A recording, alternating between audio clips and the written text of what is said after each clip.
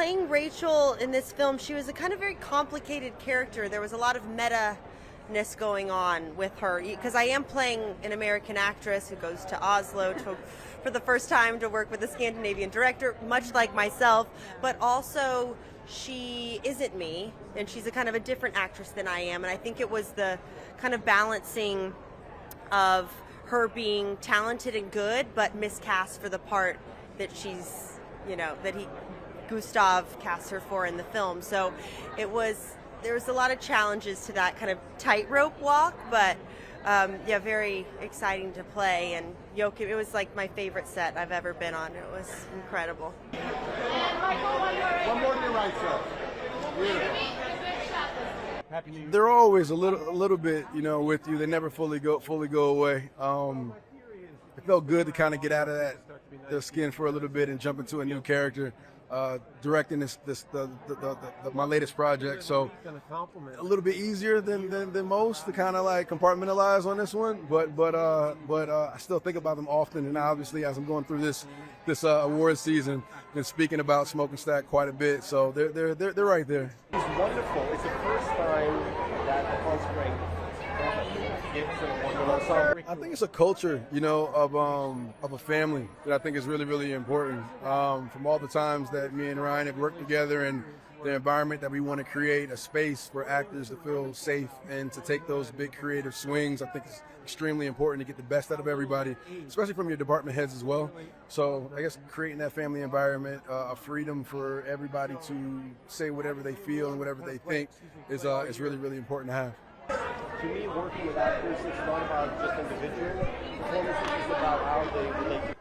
No, I liken it a little bit like to thinking too much about how to ride a bike. If you think too much about it, you'll fall down. We've just had a great time together. We met in the early 90s.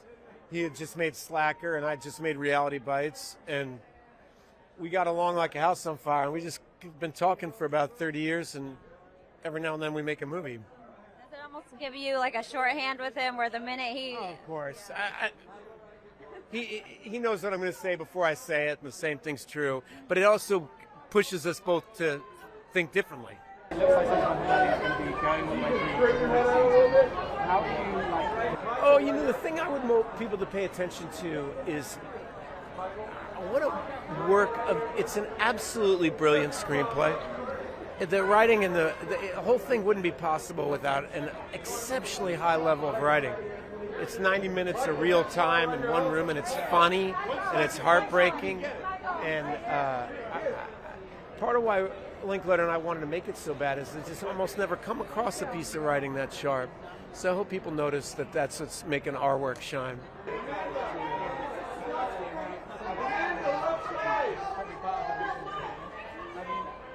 I think it's being able to express yourself through music is just always going to be the most magical thing, and having the movement and the music and not just the dialogue really takes you to another place. As an artist, it's just a completely different experience of being present,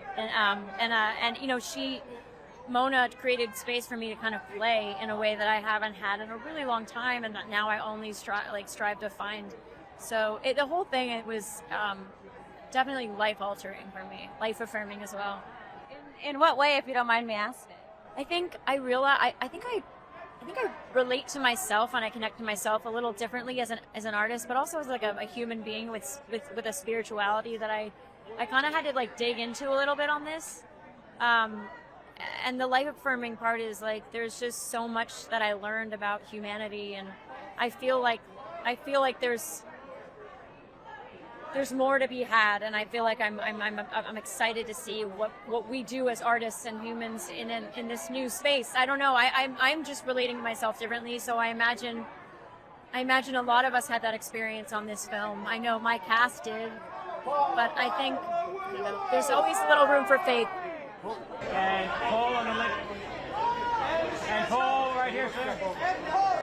I'm incredibly proud of it. I'm incredibly proud of the way we went about making it. I'm really proud of the finished product, but I'm mostly proud of how we went about building this world. And it's a complicated thing to try and build the imagined world of what the Shakespeares might have been like, but I'm really proud that people seem to be responding to it in the way that they are.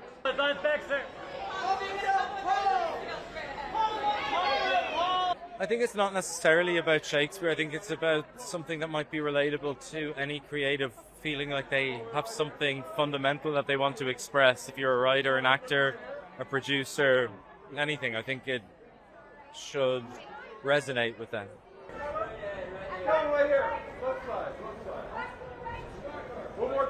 I think that we will stop the monopolization of the distribution, for instance, and that we will save the cinemas.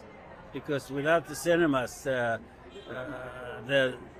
film will be without legs in a way. So it will. Even the streaming will suffer from not having cinemas in cinemas.